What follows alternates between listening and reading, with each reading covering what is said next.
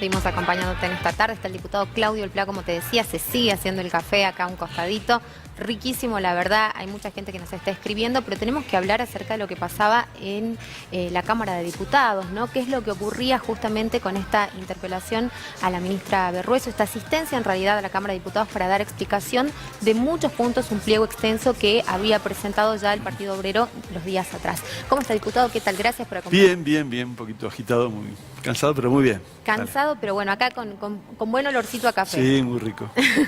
Bueno, me gustaría que nos cuente qué es lo que pasó esta mañana, si quedaron conformes o no con esta visita y con las explicaciones que Berruezo dio, porque los últimos meses han sido de mucho escándalo en torno a las cuestiones de educación, o en torno a los nombramientos, a cómo llegaba a acceder mucha gente justamente a acceder a un cargo, y cuestiones que son inherentes al ministerio, obviamente.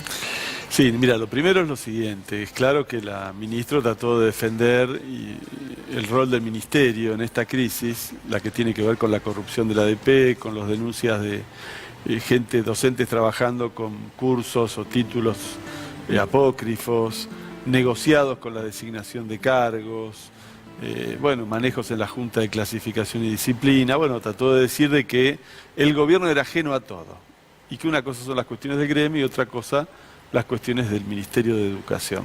Pero nada de todas estas maniobras se pueden hacer sin una pata ministerial. Es decir, está efectivamente la corrupción de un gremio que venimos denunciando hace muchísimos años, ¿no es cierto? Y de otro lado, funcionarios del Ministerio de Educación que habilitaron las maniobras en la Junta de Clasificación, donde hay 3 miembros del gobierno y 7 del gremio, y en el ámbito donde se hacen las designaciones, que es la Secretaría Técnica del Ministerio de Educación.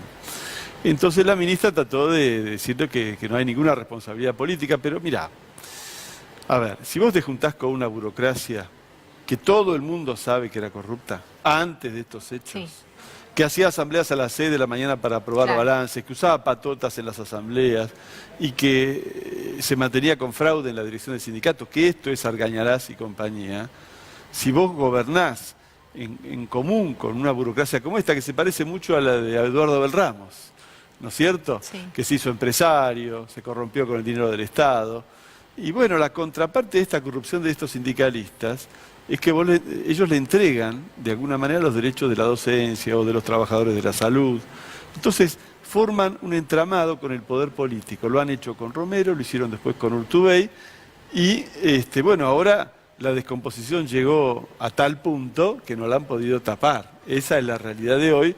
La ministra volvió a tratar de tapar esta responsabilidad del Estado, pero creo que ninguna de las respuestas que nos dio puede eludir esas responsabilidades. No se mencionó nada acerca de esta prórroga que se le dio para que esta Junta Calificadora de Méritos continúe, que ha salido por decreto, que ayer Carmen Venecia nos explicaba y nos puntualizaba cómo se había dado también esta Claro, ¿no? Bueno, esta suerte de aval. Ya va a estar el video de mi intervención en la Cámara hoy.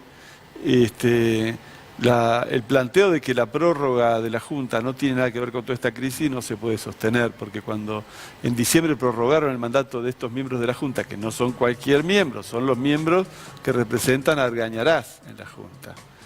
Ya hacía meses que había casos de denuncias muy graves de manipulación con los cargos y de títulos y demás, es decir, que se prorrogó el mandato de los miembros de la Junta a sabiendas de que se le estaba dando más tiempo a la gente que ya estaba claramente denunciada como corrupta. Y ahora, bueno, para tratar también de salvar la responsabilidad, se ha adelantado el proceso electoral, ¿no es cierto? Se van a hacer, creo que el 31 de mayo las elecciones. Entonces, esta es la primera cuestión. La segunda cuestión importante tiene que ver con el ingreso a los terciarios de la provincia. Sí. Este canal llega a toda la provincia. En todos los municipios del interior prácticamente hay terciarios. Y en muchos de ellos la única posibilidad de una educación superior es el nivel terciario. Bueno, ellos establecieron una pauta general que nos lo dijeron el mes de diciembre del ingreso de una única comisión por curso. Hoy fueron a decir de que en realidad ya en varios terciarios habían abierto más posibilidades. En Orán, en la normal de la capital, y no nos pudieron citar muchos otros casos. Nos dijeron que el problema era que no podían abrirse nuevas comisiones porque no tenían dónde dar las clases. Y esto en general no es cierto. Es decir, en los pueblos del interior hay escuelas primarias que por la noche no tienen un funcionamiento y perfectamente podrían abrirse todas las comisiones que hagan falta para que no quede nadie afuera. Mira, te doy un dato. La formación de docentes intercultural bilingüe en Tartagal hay 700 inscriptos. Con este esquema del gobierno ingresarían 70. No puede ser. Necesitamos... Es decir, el recorte desde el punto de vista económico no puede pasar por cercenar el derecho a educarse a jóvenes que terminaron la secundaria con mucho sacrificio o adultos que buscan una línea de progreso, ¿no es cierto?, después de haber dejado hace mucho tiempo su escuela regular para hacer alguna carrera del nivel terciario. Entonces ahí no puede haber recortes, eso lo hemos planteado hoy y nos dirigimos a toda la gente del interior de la provincia planteándole que si hay una limitación, se organicen o que nos llamen para que nos organicemos e ingresen todos los que tienen la voluntad de estudiar. La ministra nos dijo algo que es muy grave, porque para argumentar de que no había que abrir una mayor oferta, nos dice que en el primer cuatrimestre muchos abandonan, un 30%. Esto puede ser que sea cierto, pero si es cierto, es un motivo adicional para que el Ministerio ponga más recursos para que no abandonen. Claro. Porque la responsabilidad del éxito del sistema educativo de la provincia de Salta, en primer lugar, es del gobierno escolar. Claro. Entonces tenés que abrir la oferta y tenés que evitar, como ocurre en muchos terciarios, que los estudiantes tomen clase por la ventana de un curso y entonces... lógicamente sume esto al problema de mucho fracaso y mucho abandono. Sí. Entonces la verdad que la respuesta de la ministra, la justificación en este punto da un poco de vergüenza, honestamente. La tercera cuestión tiene que ver con el reclamo salarial de los docentes. Le hemos entregado en mano las conclusiones de la asamblea docente que se hizo en la capital. Este sábado va a haber una asamblea provincial en el sindicato de Canillitas.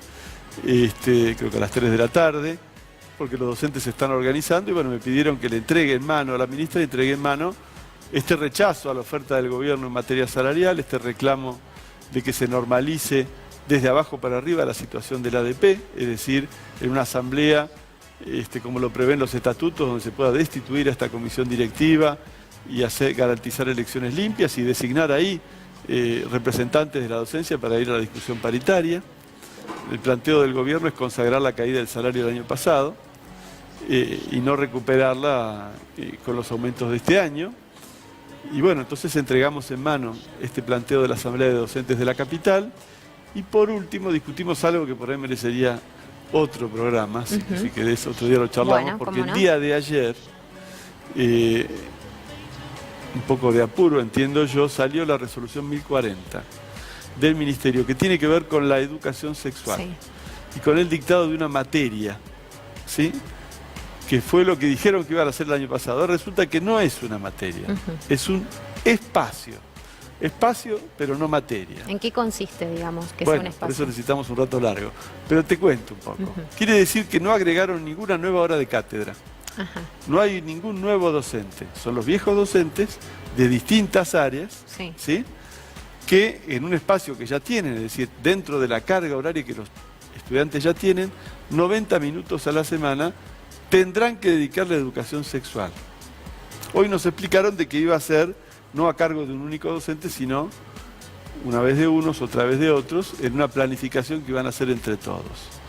Yo le dije que me parecía muy improvisado, porque en primer lugar no hay un tiempo específico, entonces le vamos a restar tiempo a otras áreas. Claro.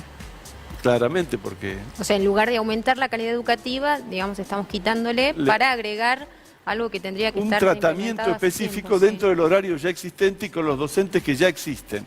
Que además, muchos de ellos no tienen la capacitación para enseñar esta materia. Claro. Y eso lo plantean los propios docentes y eso es lo que explica que a pesar de que hace muchos años formalmente debió haber educación sexual como contenido transversal, no la hay.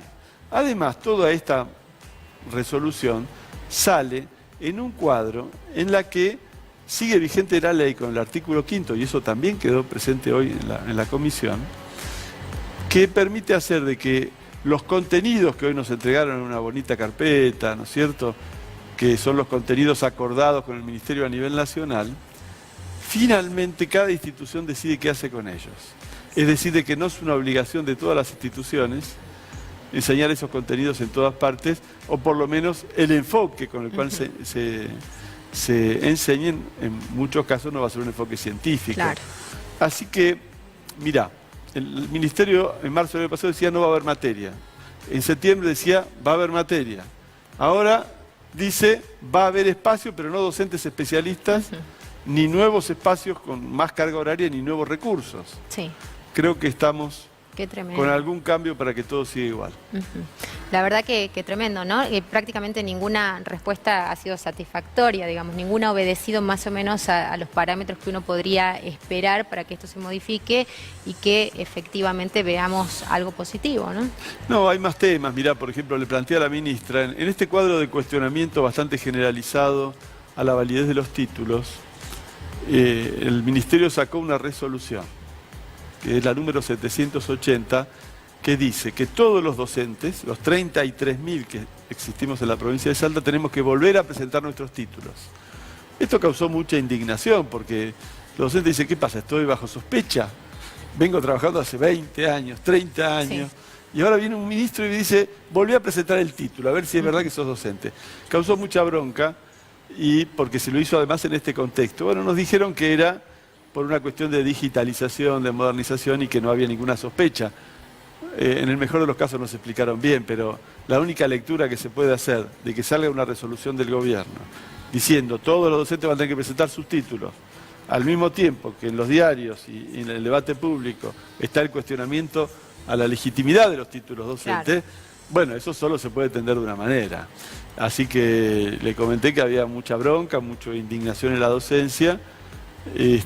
Bueno, dio estas explicaciones, pero la verdad es que todo indica de que son medidas de un gobierno que trata de correrse de su responsabilidad en la crisis que se ha planteado. Tremendo, la verdad. Claudio, muchísimas gracias. Por favor, gracias por a ustedes. acompañarnos, que esté muy bien. Nos vamos a la pausa, quédate ahí, ya volvemos.